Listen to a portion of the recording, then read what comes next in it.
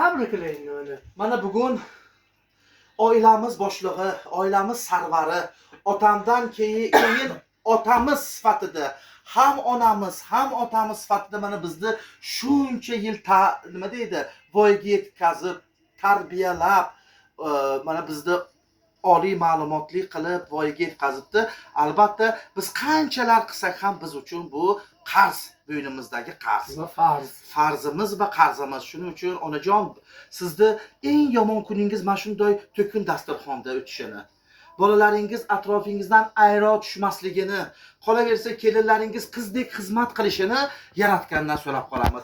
Qanday ko'nglingizda Allohu akbar, qanday ko'nglingizda g'am anduhlar bo'lsa, Allohim o'zi oson yechimini bersin. Iloyim, hoji ona bo'ldingiz, bu yog'iga hojilik nima deydi? Hoji akbar bo'lishlikni ham Allohim sizni o'z dargohiga, o'z uyiga chaqirishlikni nasib aylasin. Albatta biz yoningizda, biz to oxirgi nafasimizgacha yoningizda turishga turib beramiz. Albatta qanday kamchiliklar bo'lsa albatta yechimini topamiz. Mana o'g'lingizga so'z rishtasini beramiz. Ular ham o'zini fikrlarini, o'zini bo'lgan niyatlarini sizga armog'on etadi. Ilohim, mana